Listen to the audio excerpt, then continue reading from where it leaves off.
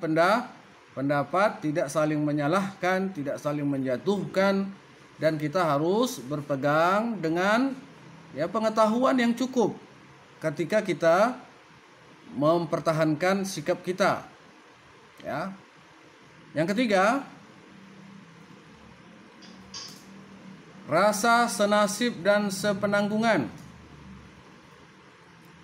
Rasa senasib dan sepenanggungan.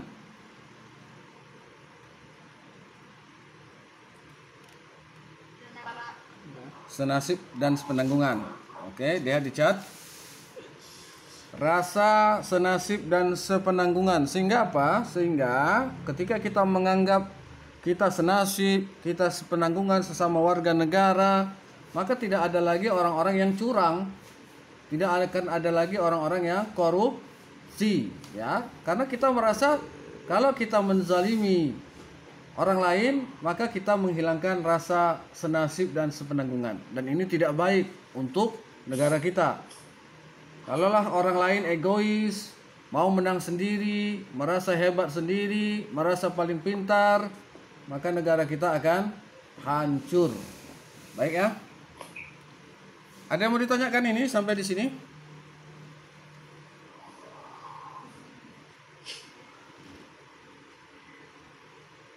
Pak, judul tadi itu apa, Pak? Oh, judul kita adalah, judul besarnya, Ya. judul besarnya berbangsa dan bernegara, ya, atau bela negara. Berbangsa dan bernegara atau bela negara. Jadi salah satunya adalah nasionalisme. Nah, cara memupuk nasionalisme kita tadi adalah persamaan di antara kita. Yang kedua, toleransi. Yang ketiga, senasib dan sepenanggungan. Baik, anak-anak kami sekalian. Yang selanjutnya, ya. Kalau tadi ada nasionalisme, sekarang ada patriotisme. Patriotisme. Ya, kalau tadi adalah nasionalisme, sekarang kita bicara soal patriotisme.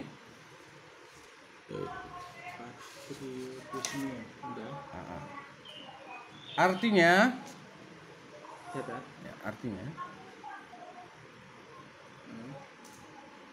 kayak kita lanjutnya, kamu mendengar saja ya, mencatat dan memahami serta mengamalkan saja ya. Ya, karena kondisi kita seperti ini, Zoom meeting tidak bisa interaksi, hanya bersifat satu arah saja. Artinya, sudah Pak? Artinya sikap sudi berkorban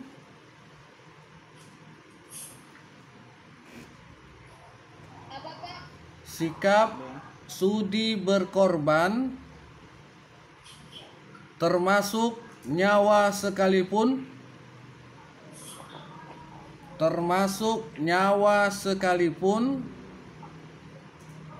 untuk negara. Ya, itu artinya ya, sikap sudi berkorban termasuk nyawa sekalipun untuk mempertahankan negara. Nah, itu patriotisme.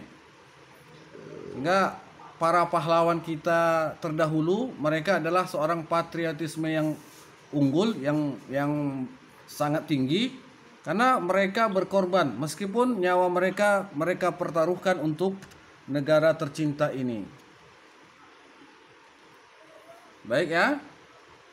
Apa ciri-cirinya? Ciri-ciri patriotisme. Nah, ini kita lihat nih.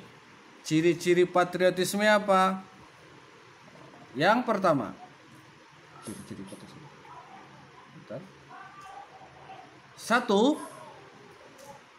Cinta tanah air.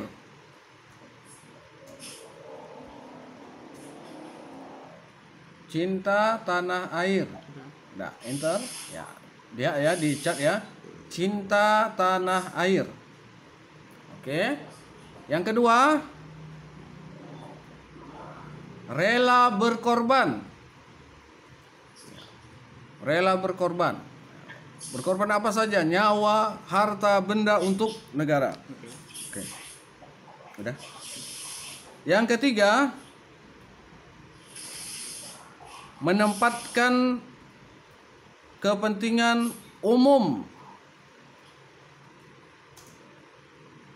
di atas kepentingan pribadi dan golongan. Menempatkan kepentingan umum di atas kepentingan di atas kepentingan pribadi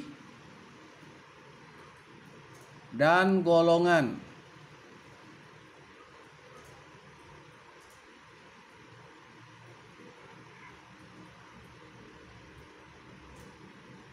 Itu ya. Ya, udah ada di chat, Bapak catatkan, Pak Amrin catatkan. Yang keempat, berjiwa pembaharu. Pembaharu itu. Pembaharu ini maksudnya apa?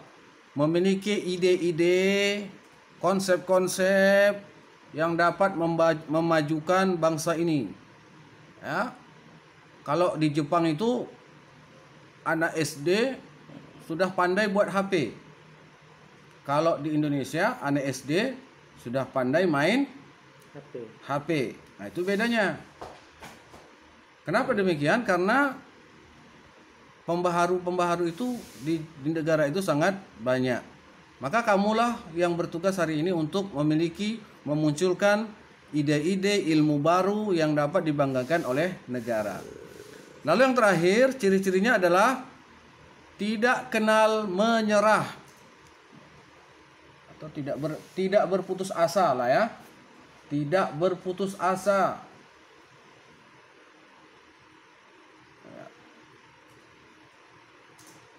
Ini apa maksudnya ini?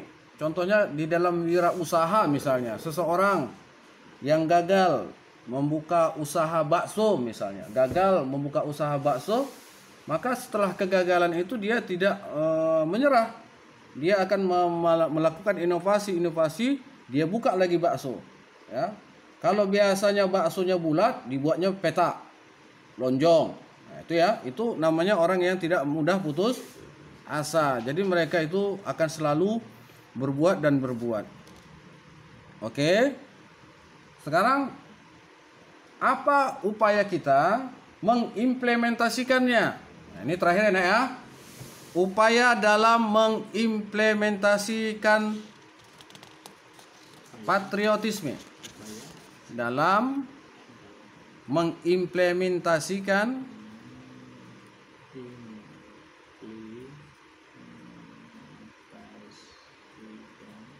ya, patriotisme.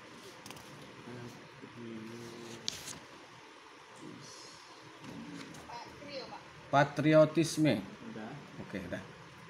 Itu ya, ada di chat yang telah dituliskan Pak Amrin. Upaya dalam mengimplementasikan sikap patriotisme. 1. Kamu catat dulu ya, dalam kehidupan keluarga. Kehidupan keluarga. Nanti baru kita bahas satu persatu. Ya, itu yang pertama. Kedua, dalam kehidupan sekolah.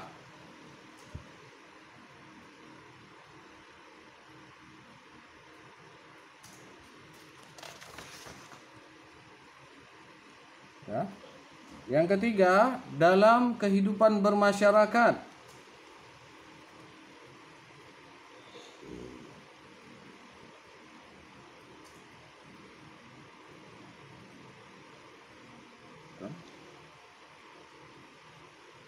Bermasyarakat ya. Dan yang keempat, dalam kehidupan berbangsa.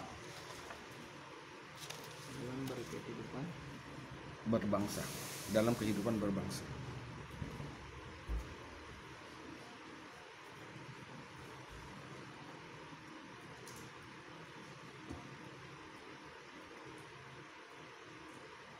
Oke. Nah, kita bahas ya satu-satu ya. Yang pertama tadi apa? Dalam kehidupan berbangsa. Ya, dalam kehidupan yang pertama tadi implementasinya apa? Kehidupan dalam kehidupan keluarga. Nah, apa yang kita lakukan? Contohnya diantaranya adalah menyaksikan film-film perjuangan, membaca buku-buku bertema perjuangan, mengibarkan bendera merah putih pada hari-hari tertentu. Nah, jadi sikap kita dalam mengibarkan bendera pada 17 Agustus adalah salah satu sikap patriotisme kita. Kalau ada yang nggak mau menegakkan atau menaikkan bendera merah putih, maka dia kurang patriotismenya, ya, kurang dia membela negaranya. Kalau ada yang tidak menghargai perjuangan para pejuang kita, ya, dengan membaca sejarah-sejarah mereka, maka dia tidak patriotisme. Bangsa yang besar adalah bangsa yang menghargai jasa-jasa para pahlawannya. Oke ya. Nah, yang kedua apa tadi? Yang kedua apa? Apa yang kedua? Kehidupan sekolah. Contohnya adalah upacara bendera. Kalau ada ketika upacara bendera bermain-main, maka kurang patriotisme. Ya. Patriotisme ini kan identik dengan orang yang gagah, kuat, ya, begitu ya. Memiliki kekuatan. Jadi kalau orang yang tidak patriotisme, orang yang lemah, gemulai, ya, bencong. Nah, itulah istilah kasarnya. Orang yang tidak punya patriotisme adalah orang yang bencong, orang yang takut. Nah, bagi kita di sekolah kita melaksanakan upacara bendera dengan sungguh-sungguh, dengan benar-benar, sehingga kita benar-benar mencintai negara kita. Nah, yang ketiga apa tadi? Dalam kehidupan bermasyarakat. Ya, betul. Nah, sikap kita apa di dalam masyarakat? Kesetiakawanan. Jadi kita setia kawan. Ada kawan yang sakit dijenguk, bukan malah kita hinakan, kita olok-olok, bahkan kita beri gelar-gelar tertentu yang merendahkannya. Contohnya, ya, kita gelari mereka dengan monyet, kita gelari mereka dengan hewan-hewan semuanya. Ya, itu tidak baik. Ya, selanjutnya, yang keempat tadi apa?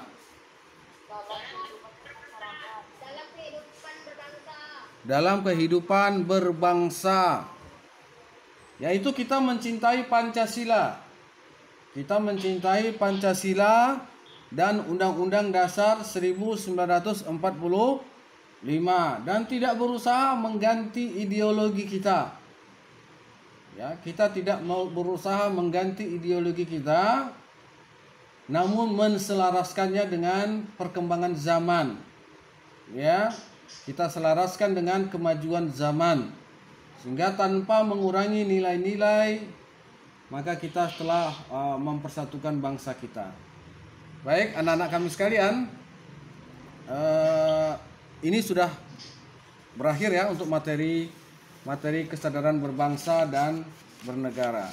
Maka habis ini kita istirahat 20 menit ya, bisa? Kita istirahat 20 menit. Silakan kalau mau sarapan dulu. Silakan kalau mau sarapan dulu. Baik ya, kita akhiri dulu, nanti setelah 20 menit. Apa? Nanggung. Kita lanjutkan aja materi terakhir. Iya, berarti kita lanjut aja ya.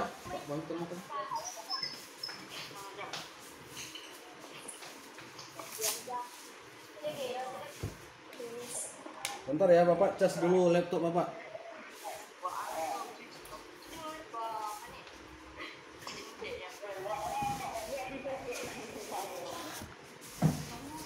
Oke, kita lanjutkan ya. Materi kita yang selanjutnya adalah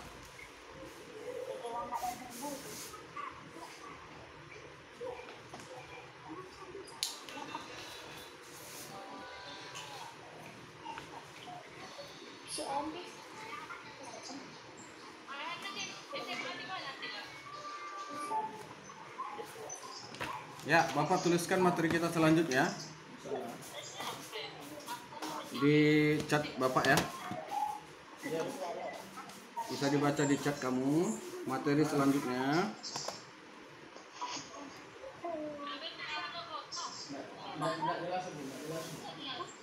Pembinaan mental agama di sekolah. Oke ya? Itu baca chat. Di chat. Bisa? Pembinaan mental agama. Kalau kita tadi sudah bicara soal kebangsaan, maka sekarang kita bicara soal keagamaan. Karena negara kita adalah negara yang beragama. Ya, negara kita adalah negara yang beragama. Dan di negara ini tidak ada tempat bagi orang yang tidak menganut agama. Karena di dalam setiap KTP masyarakat kita harus tertulis agama seseorang. Bisa Islam, bisa Kristen, bisa Buddha, bisa Hindu, bisa Konghucu. Ya. Maka sikap mental beragama itu harus ada di dalam berbangsa. Karena semua agama itu adalah mengajarkan kebaikan. Ya. Ya, baik. Semua agama, kamu mau catat? Boleh dicat ya. Semua agama mengajarkan kebaikan bagi pemeluknya. Betul gitu? Saya minta kepada si Alwi. Mana Alwi? Alwi boleh? Alwi?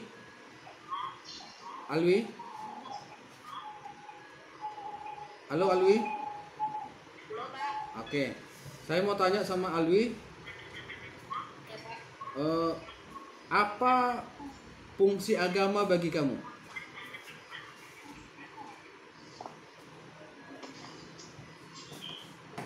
Bisa Alwi? Apa fungsi agama bagi kamu? Alwi? Iya. 87. Alwi bisa? Enggak bisa ya. Coba kalau Arisman.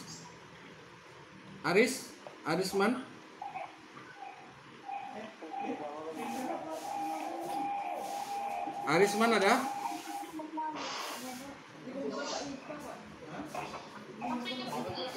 Ya, Arisman ada?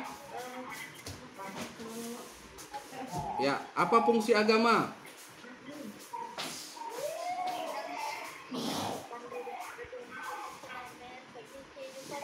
Apa?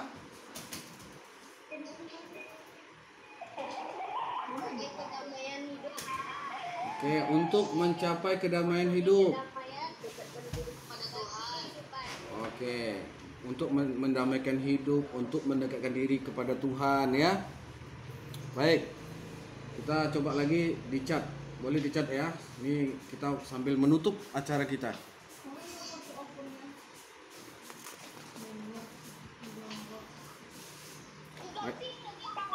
Boleh dicatat ya. Pendidikan agama. Boleh dicatat ya. Jam 11. Sudah jam berapa sekarang? Baru jam 10, Pak. Iya, makanya ada istirahat nanti habis ini. Atau kita habiskan aja lalu kita tutup. Gimana? Iya, jadi kita habiskan ini lalu kita tutup. Oke ya? Dengarkan baik-baik dulu. Dengarkan baik-baik dulu. Baik ya, pendidikan agama adalah, tulis sana ya. Pendidikan agama adalah unsur penting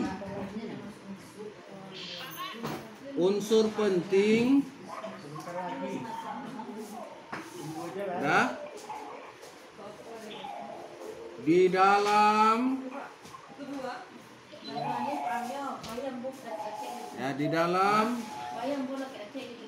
membina moral. Di dalam membina moral. Boleh kamu lihat di chat.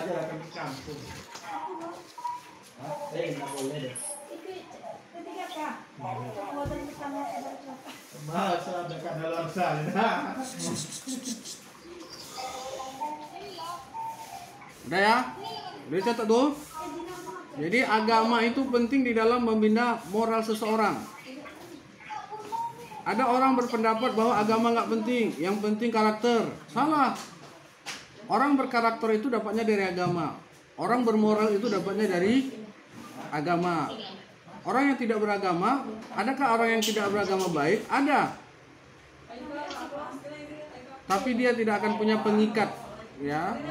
Dan itu tidak akan kekal. Tetapi dengan agama, moral, akhlak akan menjadi kekal dan akan menjadi sumber seseorang untuk mendapatkan rahmat Tuhan. Mendapatkan rahmat Tuhan itu dengan beragama. Nah, agar, tulis ya, agar agama itu tumbuh,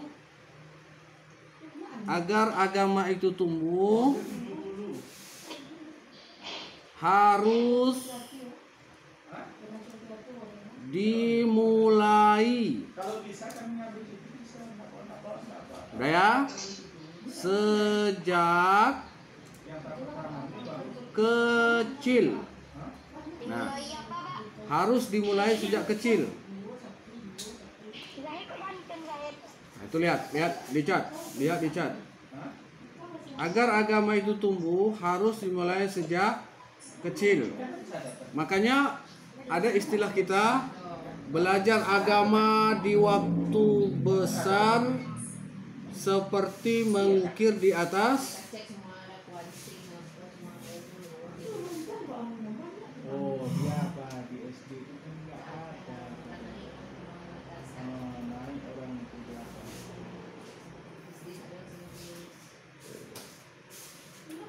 Halo, masuk? Masuk semua?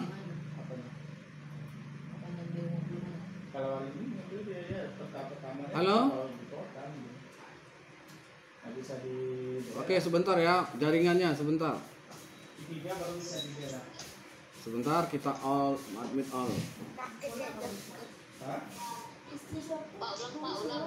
Ya, baik, kita ulang ya. Agar agama itu tumbuh,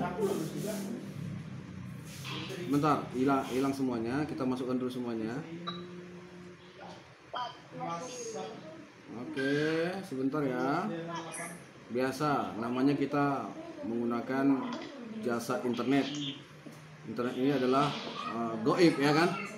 Internet ini goib, nggak tahu kita. Kalau rusak dia, kita nggak bisa melihatnya. Kita hanya bisa memperbaiki.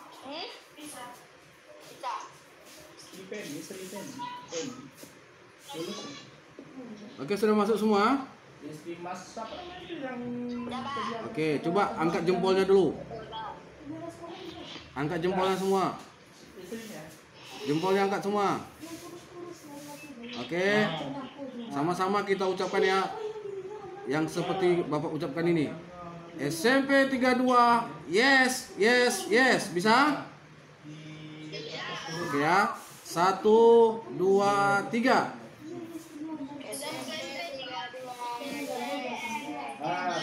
Baik, berarti sudah masuk ya. Bisa kita lanjutkan? Oke, beberapa menit lagi.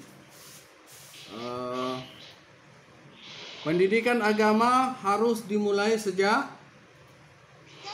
kecil. Ada pepatah mengatakan belajar agama di waktu kecil seperti mengukir di atas batu. Belajar agama di waktu tua seperti mengukir di atas air. Ya, kan gitu ya. Apa maksudnya ini?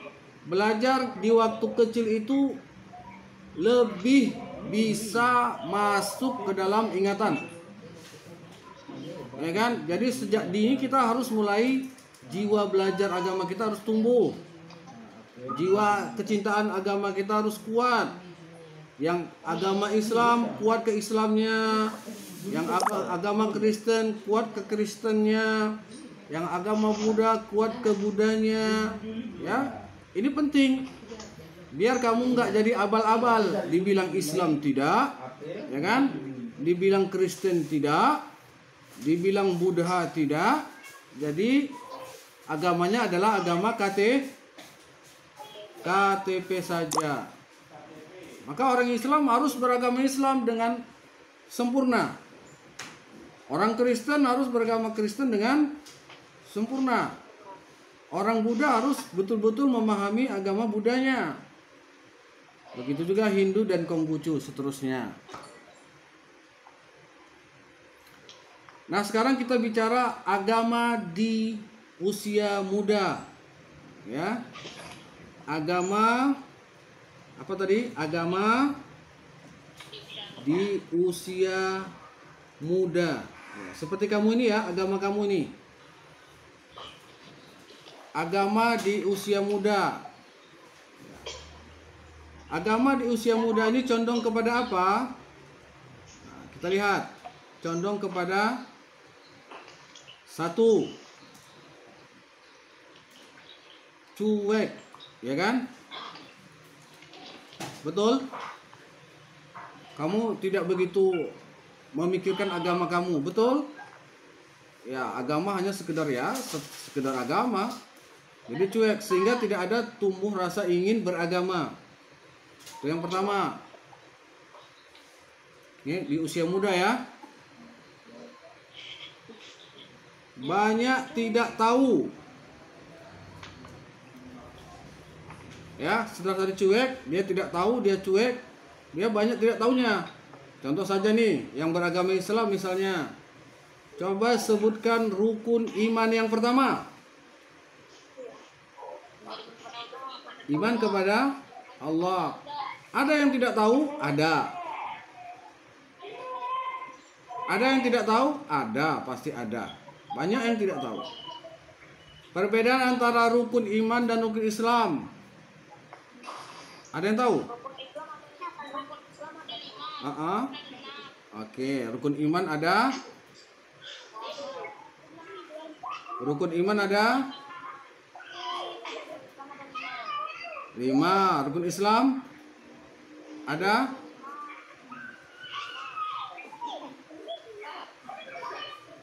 Ya, ini kan kita banyak tidak tahu ya. Ini banyak contoh, banyak kita tidak tahu ya. Lanjut aja lah. Nanti kamu cari sendiri.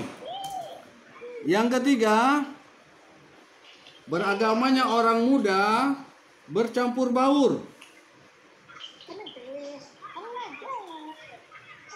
Nah, itu lihat kamu di chat ya. Berimannya seseorang atau kaum muda itu bercampur baur. Apa maksudnya? Orang muda cenderung mencampur baurkan antara agama yang satu dengan agama yang lainnya, mencampur baurkan agama dengan kehidupan, mencampur baurkan agama dengan hura-hura dan seterusnya. Jadi agamanya tidak kafah, setengah-setengah, karena bercampur dengan hal-hal yang dia anggap agama padahal tidak termasuk agama. Apa itu contohnya?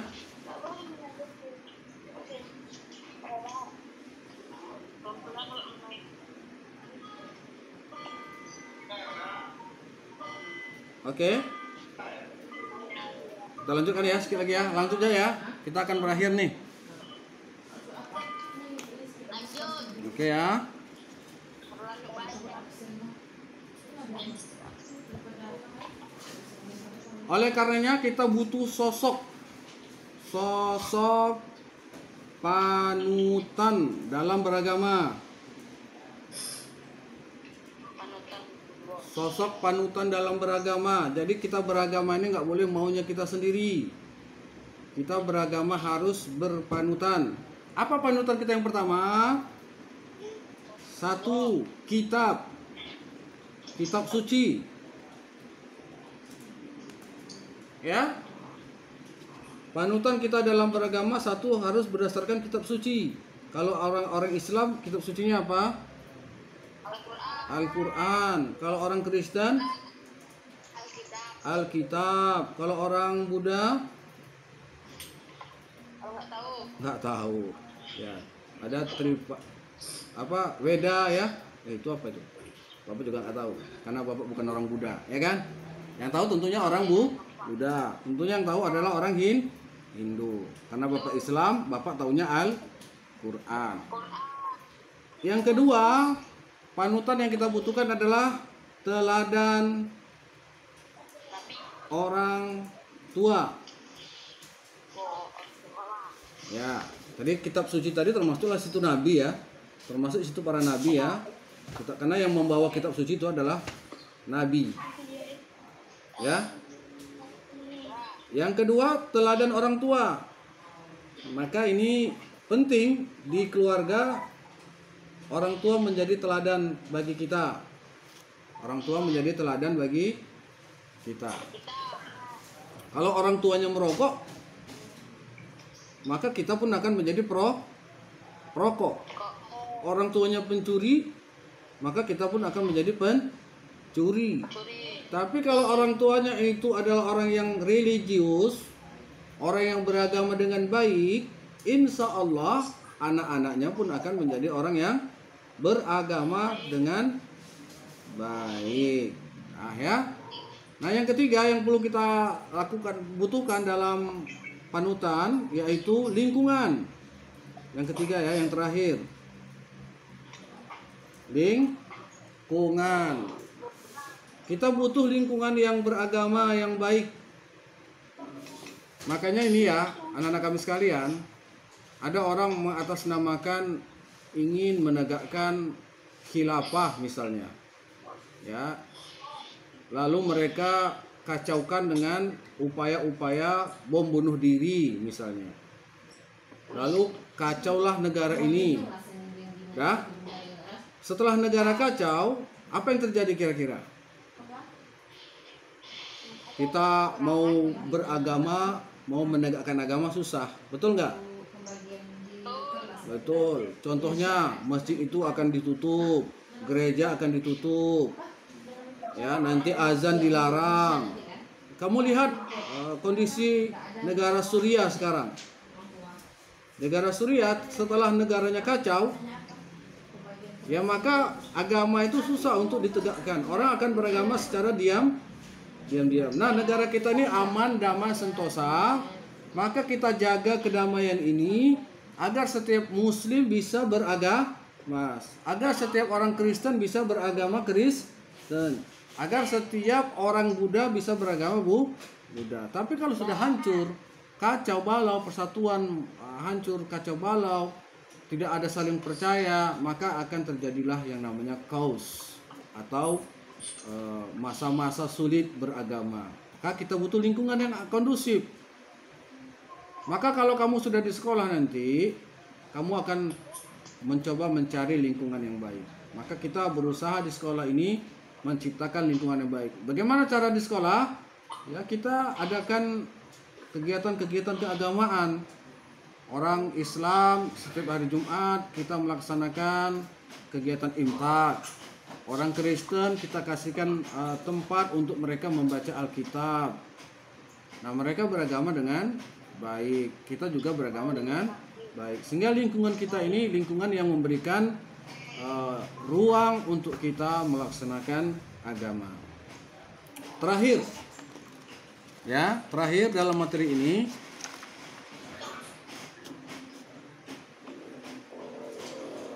hadirnya negara dalam agama, ya. Hadirnya negara di dalam agama. Perlukah negara dalam beragama? Perlu. Apa fungsi negara di dalam agama? Fungsi negara, ya. Fungsi negara. 1. Melindungi setiap warga negara dalam melaksanakan keyakinannya. Itu fungsi negara, ya. Melindungi setiap warga negara dalam melaksanakan keyakinannya. Nggak boleh kita mengintimidasi, mempengaruhi, menyesatkan orang yang sudah beragama. Paham maksudnya, ya? Orang yang sudah beragama tidak boleh kita sesatkan, tidak boleh kita pengaruhi, tidak boleh kita intimidasi. Kita harus memberikan ruang kepada mereka untuk mengaplikasikan agamanya di dalam hidup. Ya, jadi negara ini memberikannya, negara ini melindunginya. Dengan apa? Dengan apa kira-kira? Dengan undang-undang, ya, bahwa setiap warga negara berhak melaksanakan keyakinan dan kepercayaannya, ya, sesuai dengan apa yang dia yakini. Itu fungsi negara di dalam agama, ya. Yang kedua, memberi fasilitas. Memberi fasilitas. Jadi negara ini memberikan fasilitas dan bantuan-bantuan di dalam beragama bagi masyarakatnya. Dua itu aja, ya, nak, ya. Bisa dipahami, ya, fungsi negara tadi? Baik. Nah,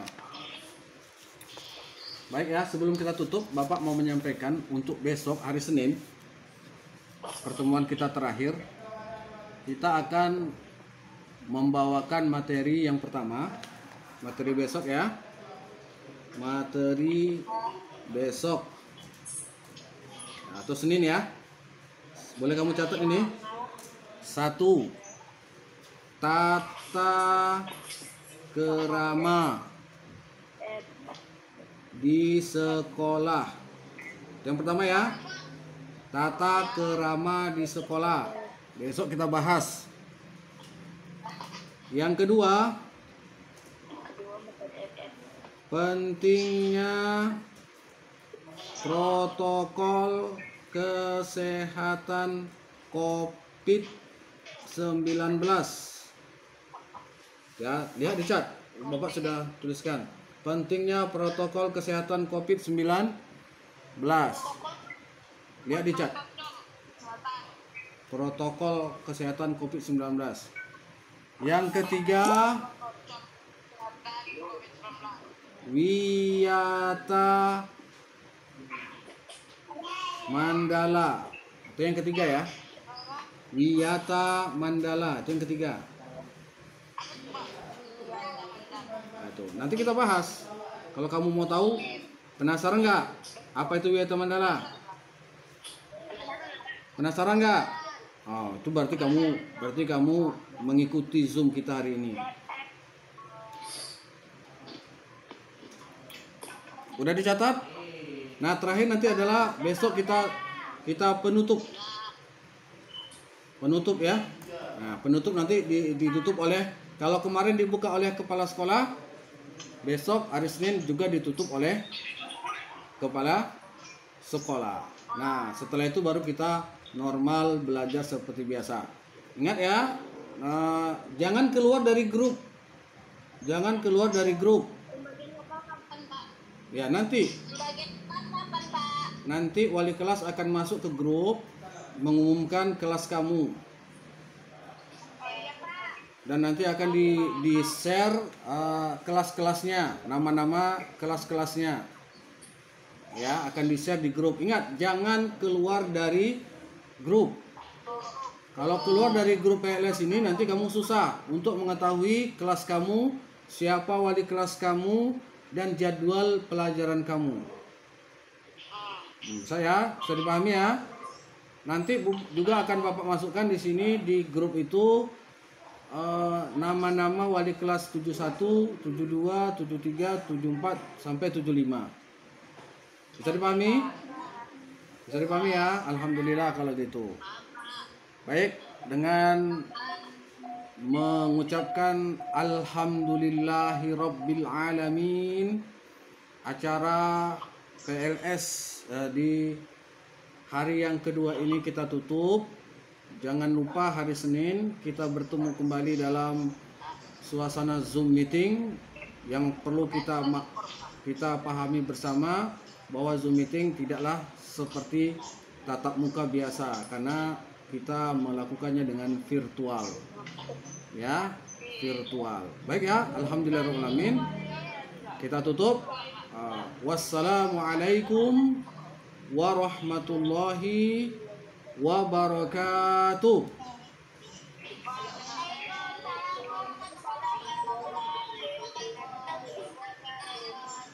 Ya, silakan keluar.